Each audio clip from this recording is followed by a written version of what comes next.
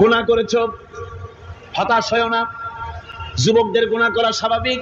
ইউনিভার্সিটির ছাত্র, কলেজের ছাত্র, প্রফেসর, শিক্ষক, অফিসার ঘুষ খেয়েছেন, জিনা করা হয়েছে, মদ খাওয়া হয়েছে, মিথ্যা কথা বলা হয়েছে, যাই কিছু করেন না কেন ভয় পাওয়ার কারণ নাই, নিরাশ হওয়ার কোনো দরকার নাই।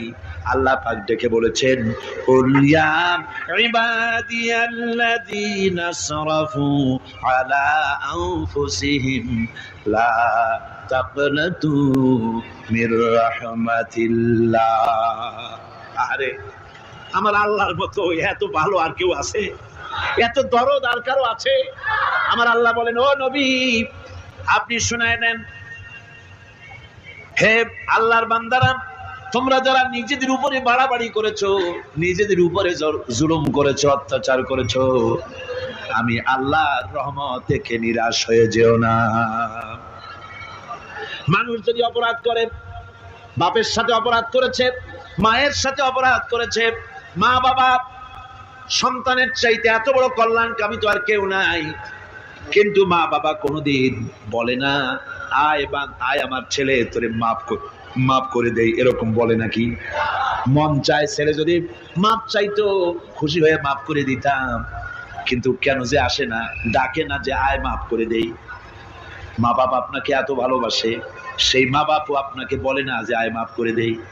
আমার আল্লাহ হচ্ছেন এমন আল্লাহ, আল্লাহ রাব্বুল আলামিন ডাকেন, এ বান্দা খুন করেছিস ফিরে আয়, জিনা করেছিস ফিরে আয়, হত্যা করেছিস ফিরে আয়, চুরি করেছিস ফিরে আয়, কুফরি করেছিস ফিরে আয়, সুদ খেয়েছিস, ঘুষ খেয়েছিস, মদ খেয়েছিস ফিরে আয়, এসে আমার দরবারে চোখের পানি ফেল, আমার দরবারে কাঁদাকাটি কর।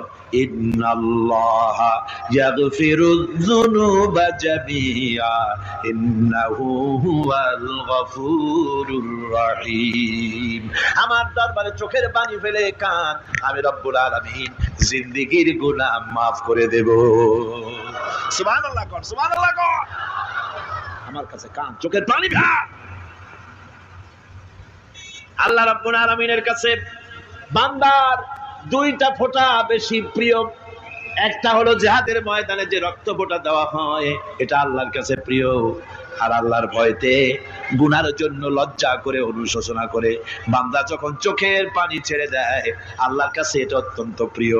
নবীজি বলেছেন, বান্দা যখন গুনার ভয়তে, আল্লাহর ভয়তে, জাহান্নামের ভয়তে অনুশোচনা করে যখন চোখ দিয়া পানি ছেড়ে দেয়, ওই চোখের পানি নাকের অর্ধেক আসতে না আসতে আল্লাহ রাব্বুল আলামিন বান্দারে মাফ করে দেয়।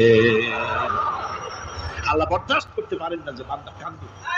আমার ভাইরা, আল্লাহ রহমত এই পৃথিবীতে, আল্লাহ রহমতকে 100 ভাগ করা হয়েছে। আল্লাহ রহমতের কত ভাগ?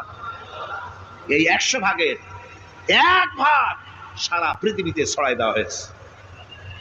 আর 99 ভাগ কার কাছে? আল্লাহর কাছে।